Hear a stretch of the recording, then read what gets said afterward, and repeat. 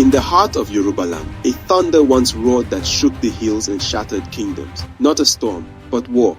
A war that lasted 16 years. A war that broke brothers, defied empires, and echoed with the sound of cannon so loud they named the conflict after it, Kiriji. This is not just a tale of blood and power. It is the story of resistance, of stolen freedom, of one beheading that set the land on fire, and a cannon blast that changed everything. From the valleys of Imesi-Ilé to the courts of Ibadan, from spiritual diplomacy to brutal trench warfare, this is the untold saga of Yoruba's longest and most defining war. A war that ended an age and opened the door for colonial rule. Stay with us, for what you are about to witness is more than history. It is the soul of a people, forged in the fire of Kiriji. The Kiriji War, also known as the Ekiti-Parapọ War, was rooted in the collapse of the old Oyo Empire and the power vacuum it left in 19th century Yorubaland. Ibadan, a rising military city-state of refugees and war chiefs, had filled the void by the 1870s after gaining prestige through victories like the 1840 Osogbo, Ogun Jalumi battle against Fulani invaders and the 1862 Ibadan-Ajele War.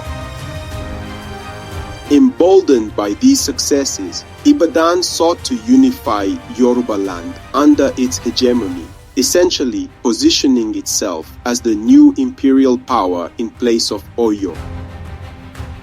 This ambition clashed with the desires of other Yoruba sub-ethnic groups, Ekiti, Ilesha, Igbomina, etc., who preferred the traditional autonomy of their own kingdoms over any new central overlord.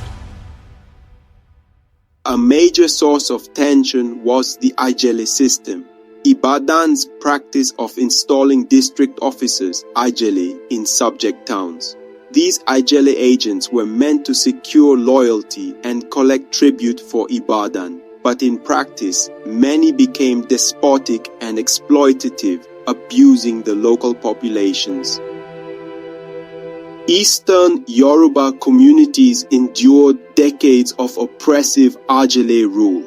Heavy taxes, seizure of harvests, and violent excesses such as the taking of women, and the public mistreatment of local leaders. Resentment simmered as smaller kingdoms chafed under what they saw as Ibadan's tyranny, fueling a desire to reclaim their independence. Economic factors also set the stage for war. The late 19th century brought increased European demand for palm oil and other resources, making control of trade routes to the coast vital. Ibadan's rivals, notably the Egba of Abeokuta and the Ijebu, controlled the southern trade corridors and imposed an embargo that strangled Ibadan's commerce in the 1870s. Ibadan's inability to efficiently access firearms and goods due to this blockade heightened its determination to break the coastal monopoly by force. Thus, competition over trade and resources intersected with political rivalries. In essence, the war's underlying causes were a potent mix of power politics, economic competition, and Yoruba intra-ethnic tensions. The immediate trigger came in 1877 and is preserved vividly in Yoruba oral history. According to tradition, an Ibadan Ajele stationed in Imesi-Ilé, Okemesi, grossly violated local norms. He and his men reportedly seized tribute goods and even assaulted the wife of Prince Fabunmi, a respected Ekiti leader. Outraged, Fabunmi of Okemesi retaliated by storming the Ajele's residence and beheading him, sending the agent's head back to Ibadan as a defiant message. Fabunmi knew this act meant war and he swiftly rallied his people. Across Ekiti and Ilesha towns, news of the revolt spread, and pent-up anger at Ibadan's abuses ignited a general uprising. By the end of 1877, the eastern Yoruba states had formed a defensive alliance, the Ekiti-Parapọ Confederation, vowing to fight until Ibadan's domination was overturned. What had begun as local resistance now spiraled into a full-scale civil war. Tensions exploded into war in mid-1877. In the west, Ibadan's Aare Latoosa, frustrated by the Egba and Ijebu trade blockade, declared war on the Egba of Abeokuta on July 31, 1877. Ibadan forces marched south, aiming to break the embargo. Simultaneously in the east, Prince Fabunmi's killing of the Ibadan Ajele at Okemesi sparked armed revolt across Ekiti and Ilesha towns. The eastern states formally renounced Ibadan's authority, forming the Ekiti-Parapọ alliance and swearing oaths to fight for their freedom. By the end of 1877, two war fronts had emerged, one between Ibadan and Egba Ijebu in the west, and another between Ibadan's outposts and the Ekiti-Ilesha rebels in the east. Early in 1878, the war spread and alliances solidified. The Ajele of Ijebu, fearing Ibadan domination if Abeokuta fell, joined forces with the Egba to oppose Ibadan's advance. In the east, Ekiti-Parapọ forces began taking the offensive. August 1878 saw the first major pitched battle, the Battle of Ikirun, also known as the Jalumi War. Ekiti-Parapọ fighters under Fabunmi and allies attacked the Ibadan-aligned town of Igbajo and pursued retreating enemies to Ikirun. There they encountered a relief army from Ibadan led by Balogun Ogboriefon. In a fierce clash on the banks of the Otin River, Ibadan won a decisive victory, routing the Confederate warriors and drowning many of the Ilorin horsemen in the river's floodwaters.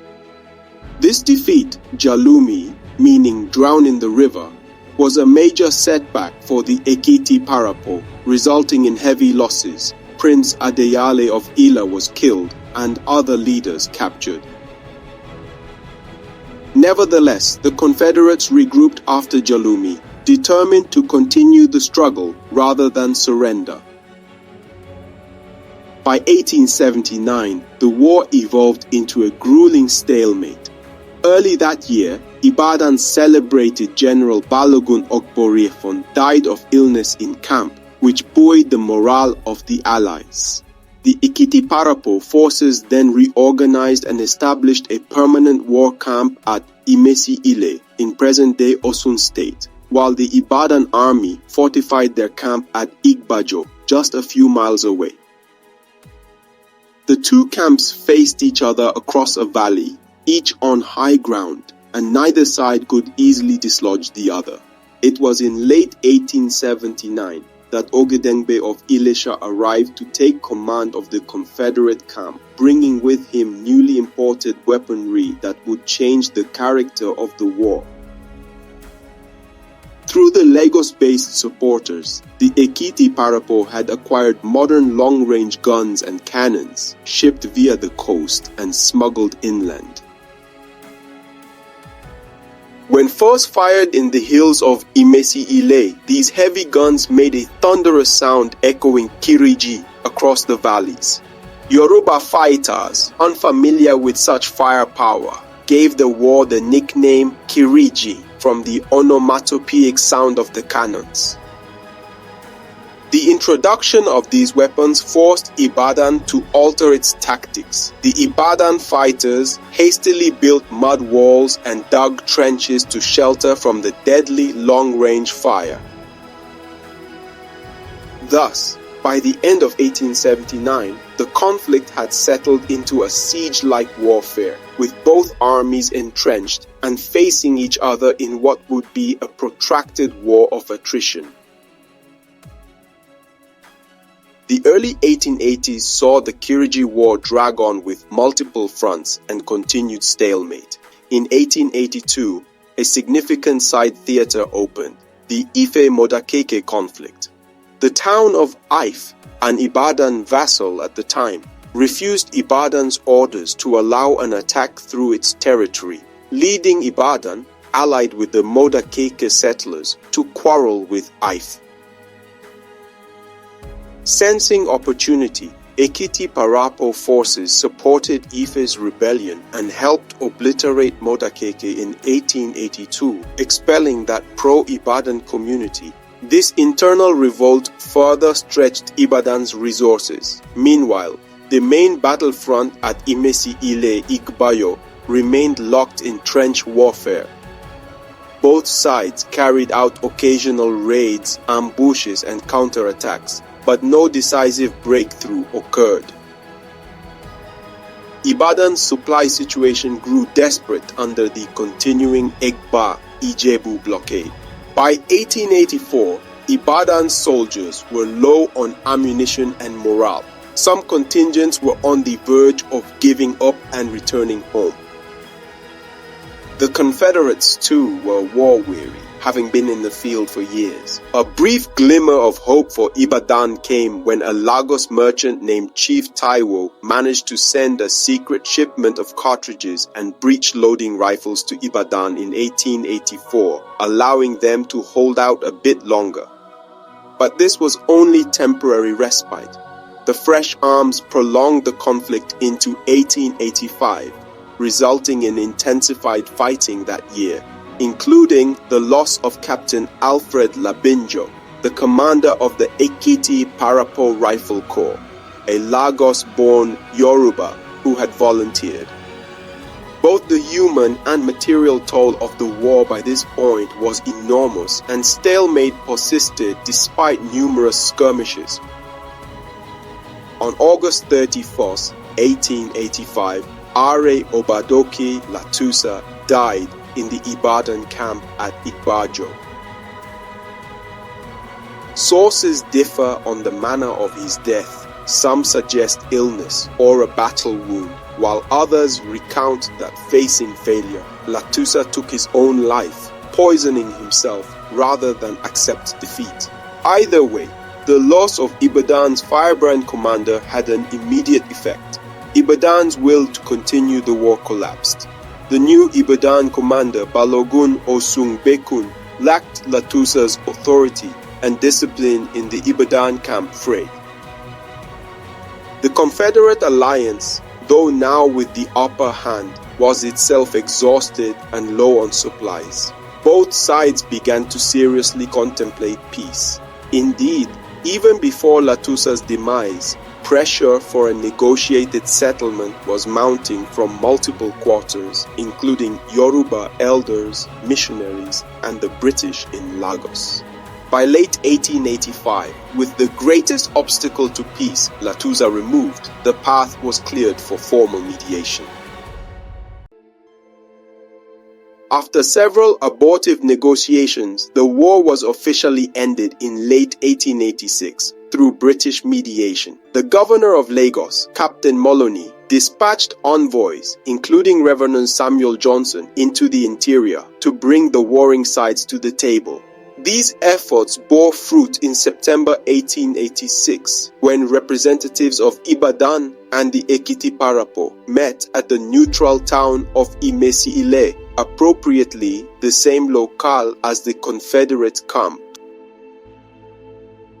On September 23, 1886, a peace treaty was proclaimed by British officials Henry Higgins and Oliver Smith before a large gathering of warriors and kings. In a symbolic ceremony, Ogedengbe of Ilesha for the Ekiti-Parapọ and Balogun Osungbekun of Ibadan stepped forward to swear an eternal friendship, shaking hands to seal the accord.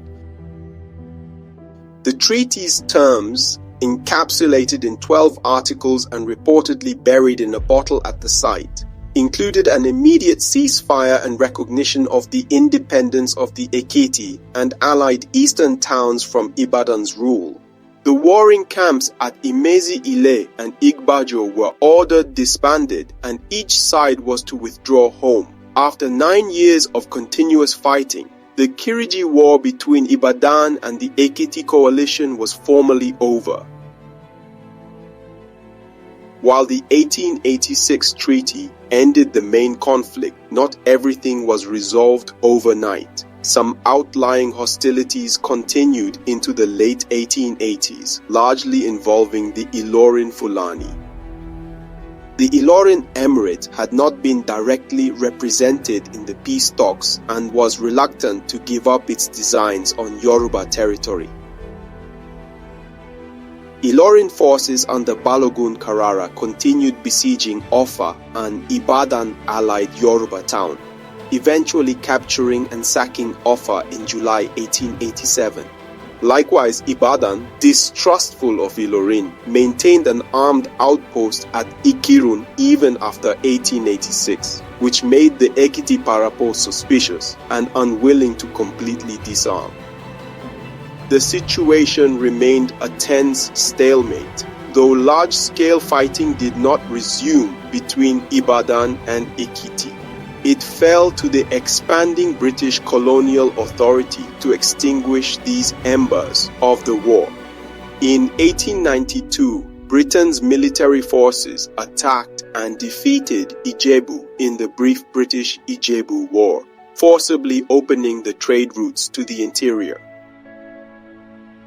Finally, in March 1893, the British colonial resident Captain Bauer summoned the leaders of the remaining Yoruba factions. In a meeting with Ibadan, Ekiti, and Ilorin commanders, Bauer compelled the last war camps to disband: the Ibadan garrison at Ikirun, the Ekiti-Parapọ camp at Imesi-Ilé, and the Ilorin camp at Offa were all dismantled on March 14, 1893. This date marks the absolute end of the Kiriji War after 16 years of intermittent conflict. With British power now looming over Yorubaland, the era of Yoruba internecine wars came to a close. Throughout the 16-year conflict, numerous diplomatic efforts were made to end the bloodshed, with varying degrees of sincerity and success. Initially, all sides demanded total victory, and early mediation attempts failed in the face of maximalist positions. For example, in 1878-79, as the war's toll grew, Aare Latoosa of Ibadan sent emissaries with gifts to the Egba and Ijebu, imploring them to reopen trade routes and make peace. He even enlisted the Alafin of Oyo to appeal to the Egba, offering concessions if only the blockade would be lifted. However, the Egba and Ijebu flatly refused. They knew that giving Ibadan access to new weapons would spell doom for their own independence. Indeed, Egba leaders swore they would only lay down arms on the condition that Latoosa should be put to death and Ibadan turned into no man's land, a measure of how deep the animosity ran. Such conditions were obviously unacceptable to Ibadan, so the war continued. In 1881, a notable intervention came from within Yorubaland. Aderin, the Uni of Ife, attempted to broker peace. The Uni, seen as a spiritual head of the Yoruba, sent envoys to both the Ibadan camp and the Ekiti-Parapọ camp, urging an end to fratricidal conflict. After negotiations, both sides actually agreed in principle to cease hostilities. However, talks broke down over a simple matter of trust. Neither camp would agree to be the first to dismantle and leave. Ibadan feared that if they withdrew, the Confederates would attack, and vice versa. This lack of trust meant the stalemate persisted. A significant overture came via missionaries in 1884. The church and educated Christian community were generally anti-war, and Reverend J.B. Wood, a missionary, courageously traveled to the war zone at Imesi-Ilé to plead for peace. He met with the Ekiti-Parapọ leaders in their camp, locally nicknamed Kiriji Camp after the war, conveying messages from Lagos. But again, the time was not ripe. Distrust of Ibadan's intentions was too high. The Confederates told Reverend Wood that as long as Latoosa lived, they feared any truce would be broken by Ibadan. And indeed, Latoosa had no interest in compromise, famously declaring he would never let go of his Ekiti slaves, as he called them, unless by force. Thus, the missionary mission could not secure peace at that time. The breakthrough finally came in 1885-1886, essentially because the intransigent leaders were removed by fate. Oba Ademuyewo Fidipote, the Ajele of Ijebu, who had blocked some earlier compromises, died in exile in June 1885. More importantly, Aare Latoosa died in August 1885. With Latoosa gone, moderate voices on the Ibadan side gained influence. Likewise in Lagos, the British had fresh urgency due to the 1885 Berlin Conference and increasing Anglo-French rivalry. Britain could no longer tolerate endless war on the Lagos hinterland without asserting control. Governor Moloney moved quickly. He appointed two respected Yoruba missionaries, Reverend Samuel Johnson and Reverend Charles Phillips, as special envoys in early 1886 to negotiate directly with the camps. These envoys, being Yoruba themselves, and Johnson being the brother of an Ibadan officer who died in the war, had some trust. They shuttled between Ibadan and Ekiti camps carrying terms. By mid-1886, both camps, exhausted and now led by men more amenable to reason, agreed to talks. The British then sent H. Higgins and Oliver Smith as official commissioners to formalize the agreement. The resulting peace treaty of September 23, 1886 was a landmark in Yoruba history. It was convened at Imesi-Ilé, effectively under British auspices. Present were envoys from Ibadan, the Ekiti-Parapọ, Ife, Ijebu, Egba, and even a representative of the Alafin of Oyo, a gathering of nearly all Yoruba stakeholders. Amid much fanfare, the treaty was read aloud, and each side swore oaths to uphold it. The treaty's key points were cessation of hostilities, dismantling of the war camps, freedom for Ekiti and allied towns from Ibadan control, and an agreement to resolve future disputes peacefully. An interesting detail is that after signing, the document was placed in a bottle and buried at the site as per local custom to signify a permanent covenant. Both Ogedengbe and Osongbekun reportedly gave speeches affirming their friendship going forward. With that, the 16-year war was officially over. British officials escorted the Ibadan forces partway on their return to ensure compliance, and similarly saw that the Ekiti troops dispersed home. This treaty not only ended the Kiriji War, but also effectively marked the beginning of British supervisory influence in Yorubaland's affairs. Over the next few years, British political agents increasingly arbitrated Yoruba disputes, culminating in formal colonial annexation by the end of the century. The Kiriji War's legacy lives on in both oral history and academic scholarship, each offering unique perspectives on the conflict. Yoruba oral tradition has preserved the memory of Kiriji through storytelling, praise poetry, oriki, and the physical landmarks of the war. Many oral accounts focus on the dramatic personal narratives and moral lessons of the war.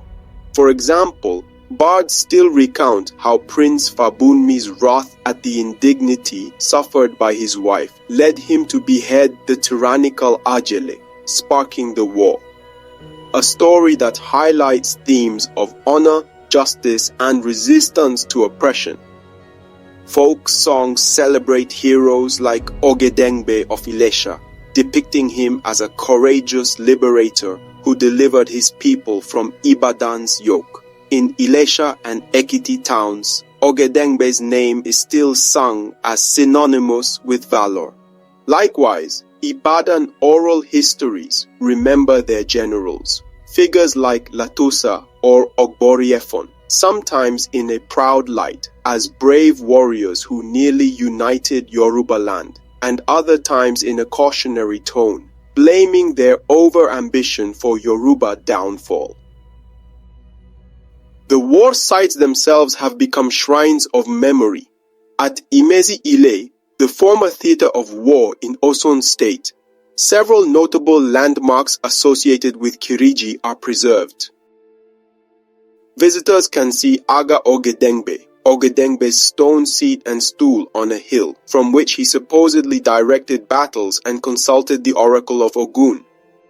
There is also the famed Omifejeboju, blood-soaked stream, once a fresh water source called Eleriko, which, according to legend, turned red from the blood of warriors washing their wounds. It stands as a somber reminder of the war's carnage. Other relics include Ibu Latoosa, the site where Latoosa died, marked by a tree allegedly planted by Ogedengbe in respect for his fallen adversary, and old blacksmith forges and caves where fighters hid or made weapons. These physical sites are focal points for oral historians and local guides who transmit stories to younger generations, ensuring that Kiriji is not forgotten. The very name Kiriji has entered the lexicon as a symbol of thunderous conflict. Yoruba elders might use it proverbially to refer to any all-consuming feud.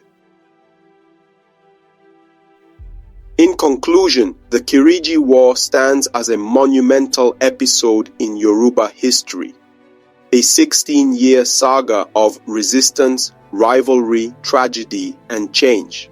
It began as a reaction against domination and ended up reshaping the fate of a people. Through both the vivid voices of oral tradition and the careful analyses of historians, the story of Kiriji continues to be told, not just as a chronicle of battles, but as a cautionary tale and a source of identity. It reminds the Yoruba of their capacity for both division and unity, how internal discord can invite external subjugation, and how cooperation and confederation saved them from total collapse. The Kiriji War thus left an indelible mark, one that echoes in the Yoruba collective memory, as loud and resonant as the Kiriji cannons themselves. The cannons have long gone silent, the blood-soaked streams now flow gently, and the hills of Imesi-Ilé whisper only to the wind. But the story of Kiriji, of unity torn, of warriors fallen, of peace hard won, still beats in the heart of every Yoruba soul. It is not just a tale of war, it is a lesson in what we must never become again. From the smoke of battle to the handshake of peace, from forgotten war camps to sacred shrines, the past is not dead. It speaks, if only we choose to listen. This is history of ancestors, where we don't just tell stories, we resurrect them. Subscribe now and walk with us through the forgotten flames, untold truths, and timeless legacies of Africa, because history is who we are.